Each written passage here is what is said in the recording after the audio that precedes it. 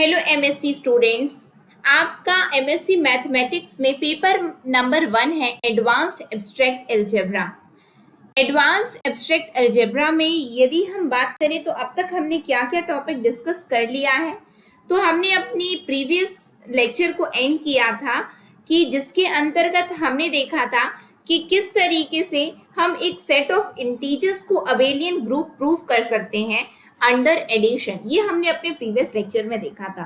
साथ ही साथ हमने नॉर्मल सब ग्रुप और क्वोशिएंट ग्रुप को डिस्कस किया था। और ये जो मैं टॉपिक्स बोल रही हूँ, यदि आपने नहीं देखा है तो एमएससी नाम से एक प्लेलिस्ट बनी हुई है चैनल में, आप उसमें जाकर के देख सकते हैं। आज की क्लास में हम उसको आगे बढ़ाएंगे, अपने उसी टॉपिक के आगे का डिस्कशन आज की क्लास में हम करेंगे, जिसके अंतर्गत आज हम normaliser of an element, normaliser of a set और सेंट्रलाइजर ऑफ ए सेट जैसे टॉपिक को डिस्कस करेंगे। ठीक, तो चलिए आज की क्लास को हम स्टार्ट करते हैं। क्लास को स्टार्ट करने से पहले यदि आप चैनल में पहली बार आए हैं तो चैनल को सब्सक्राइब कर लीजिएगा, साथ में बेल नोटिफिकेशन को ऑन रखिएगा, जिससे हम जो भी वीडियो डालें तो आप तक पहुंचती रहे। सेशन यदि आपको अच्छा लगे तो लाइक ज़रूर करिएगा और ज़्यादा से ज़्यादा लोगों तक शेयर करिए, जिससे ज़्यादा से ज़्यादा लोगों तक ये वीडियो पहुंच सके। चलिए आज की क्लास को हम स्टार्ट करें। तो जैसा कि मैंने आपको बताया कि आज का हमारा जो topic, the topics to be covered in this class are normalizer of an element. मैं टॉपिक्स पहले लिख रही हूँ कि आज की क्लास में हम कवर क्या करने जा रहे हैं। ठीक है, नॉर्मलाइजर ऑफ एन एलिमेंट। जैसे कि आपको यदि राइटिंग समझ में ना आए तो मैं बोल रही हूँ तो आप सुन करके अपना नोट्स बनाते चलिएगा। Normalizer of an element, then normalizer of a set, then और जो थर्ड टॉपिक रहने वाला है ये पूरे ना डेफिनेशन है। तो पहले हम क्लासेस में अपने क्या करें, डेफिनेशन पर फोकस करें, क्योंकि फिर उसके बाद में, क्योंकि ये टॉपिक ऐसे ही पूछे जाते हैं। ठीक, और उसके बाद में हम आगे जो हमारा प्रूफ करने का है उसको फिर हम आगे की क्लास में कंटिन्यू करेंगे। देन सेंट्रलाइजर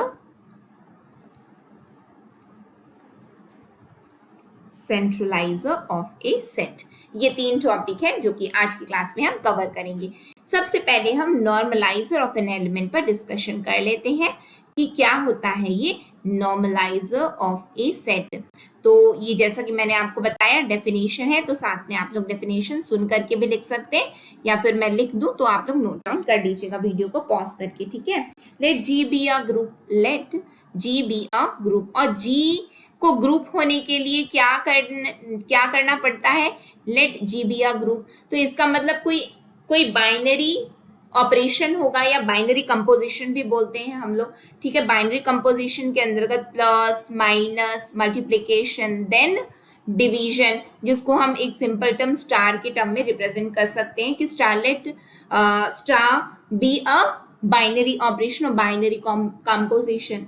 फिर उसके बाद इसकी एल्जेब्रिक स्ट्रक्चर को यदि हम देखें तो एल्जेब्रिक स्ट्रक्चर, यदि आप नेचुरल नंबर लो, रियल नंबर लो, इंटीजर लो, ये ठीक है, तो आप उसके रिस्पेक्ट में उसको डिफाइन करोगे तो हम इस तरीके का एक साइन यूज कर लेते हैं जिसको हम एल्जेब्रिक स्ट्रक्चर बोलते हैं। Let we can say with respect to natural number हम एडिशन को ले लेते हैं कि एडिशन नेचुरल नंबर के लिए एक एल्जेब्रिक स्ट्रक्चर बना रहा है।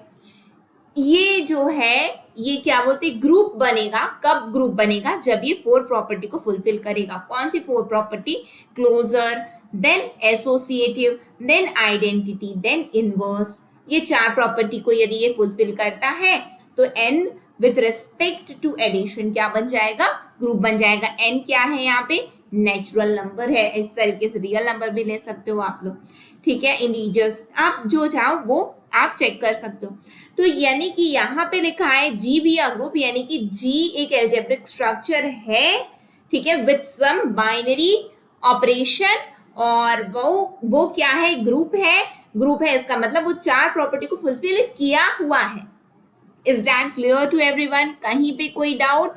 ये बेसिक सी चीज है जो कि आपको बिल्कुल क्लियर रखनी है अपने दिमाग में कि यदि ये टर्म यूज हुआ है तो इसका मतलब क्या होता है। क्यों? क्योंकि हम भूल जाते हैं फिर, इसीलिए मैं आपको रिपीट करके ये चीज को बता रही हूँ। प्रीवियस लेक्चर में भी मैंने आपको ये सब टॉपिक पर मैंने आपको ये टॉपिक्स को कवर किया हुआ है, ठीक। Let G be a group and a belongs to G, यानी कि कोई एलिमेंट है ए जो कि बिलोंग कर रहा है कहाँ पे, a belongs to G. Normaliser of a set नहीं, नॉर्मलाइजर ऑफ एन एलिमेंट हम डिस्कस कर रहे हैं। सबसे पहला टॉपिक क्या है हमारा, नॉर्मलाइजर ऑफ एन एलिमेंट।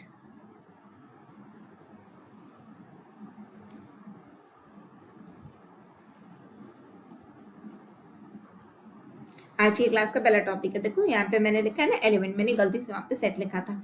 कोई एलिमेंट है ए जो कि किसका एलिमेंट है, जी का एलिमेंट है, बिल्कुल ठीक है। फिर उसके बाद then the set, then the set कैसा सेट है देखेंगे आप लोग। एन ए, ठीक है, equals to x belongs to G such that ax equals to x a is called the normalizer of an element, is called the normalizer of an element। समझो इस बात को, क्या समझोगे। यहाँ पे मैं बोल रही हूँ let G be a group और ए कोई एलिमेंट है जी का। फिर एक सेट मैंने बताया क्या है कि N a equals to x belongs to G such that a x equals to x a, यानी कि ए किसका एलिमेंट है, जी का है, एक्स किसका एलिमेंट है, जी का है। कम्यूट किया है, ए और एक्स कम्यूट किए हैं और वो बराबर किसके है, ए एक्स ए के यदि बराबर हो गया तो वो कहलाएगा नॉर्मलाइजर ऑफ एन एलिमेंट। ये डेफिनेशन है जो कि आपको याद रखना है कि नॉर्मलाइजर ऑफ एन एलिमेंट क्या होता है, जिसमें एक्स भी जी का एलिमेंट है, ए भी जी का एलिमेंट है, दोनों का कम्यूट एक्स ए किसके बराबर है, ए एक्स के बराबर है। इसको बोलते हैं हम लोग normalizer of an element. Is that clear to everyone, कहीं पे किसी को डाउट, डेफिनेशन में डेफिनेशन है ये, ठीक। नेक्स्ट जो टॉपिक है हमारा नॉर्मलाइजर ऑफ अ सेट। ये नॉर्मलाइजर ऑफ अ सेट क्या होता है उस पर अब हम चर्चा कर लेते हैं। Normaliser of a set. Normaliser of a set के अंतर्गत क्या आता है हमारा, जैसे कि हम मान रहे हैं एक्स कोई नॉन एम्प्टी सेट है। मैं डेफिनेशन के साथ में आपको एक्सप्लेन करूंगी, है ना, डेफिनेशन में लिखते जाती हूँ। Let x be a non-empty, let x be a non-empty subset of a group G,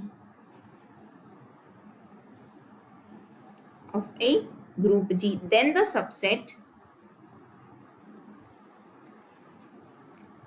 subset G belongs to G such that Gx equals to xg of G is called normalizer of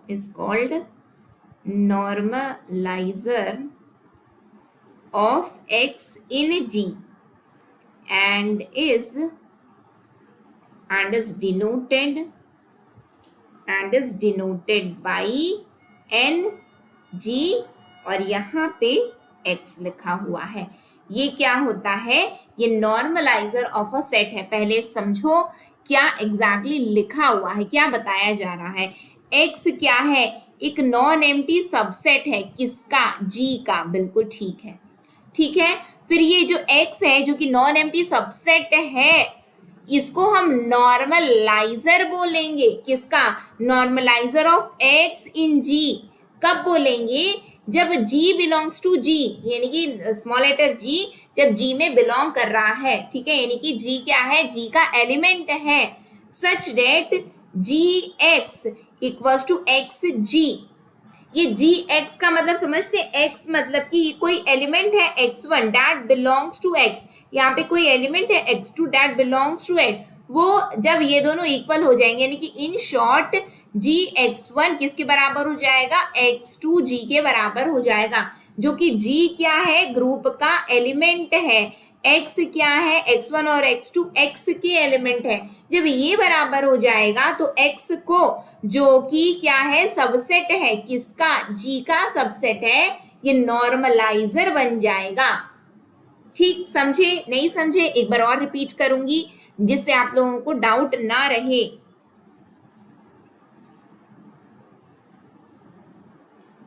समझो, इधर समझो, इस page में समझो। मैं यहाँ पे क्या बोल रही हूँ कि x क्या है, कोई सबसेट है किसका, g का, जो कि नॉन एम्प्टी यानी कि कुछ एलिमेंट है उसमें। वो एलिमेंट को मैं मान रही हूँ कि x1 और x2 है, बिल्कुल ठीक है। g के कोई एलिमेंट है, g है, बिल्कुल ठीक है। x g का नॉर्मलाइजर कब बनेगा? x g का नॉर्मलाइजर तब बनेगा जब g ऑफ x1 x2g के बराबर हो जाएगा। यानी कि इन शॉर्ट आप इसको कैसे डिनोट कर सकते हो? ngx equals to g belongs to g such that gx equals to xg। ये होता है नॉर्मलाइजर ऑफ सेट। ठीक, अब बात क्लियर है? कहीं पे कोई डाउट है? इसको नॉर्मलाइजर बोलेंगे। ठीक, कहीं पे कोई डाउट है? नहीं है तो फिर हम आगे बढ़ेंगे। है तो रिपीट करोगे, और फिर भी यदि डाउट रह जाता है तो कमेंट सेक्शन में एक बार पूछोगे। ठीक, चलो आगे बढ़ जाते हैं। सेंट्रलाइजर ऑफ अ सेट में सेंट्रलाइजर क्या होता है, इस पर हम थोड़ी सी चर्चा कर लेते हैं। सेंट्रलाइजर ऑफ ए सेट। सेंट्रलाइजर, अभी हमने नॉर्मलाइजर देखा, अब हम सेंट्रलाइजर देखेंगे। सेंट्रलाइजर डेफिनेशन लिखने के साथ में ही एक्सप्लेन करूंगी, ठीक है। Let x be a non-empty subset. Let x be a non-empty subset. किसका? Subset of group G. Of group G. Then the subset. Subset कैसा? G belongs to G such that gx equals to xg for all x belongs to x of g is called centralizer,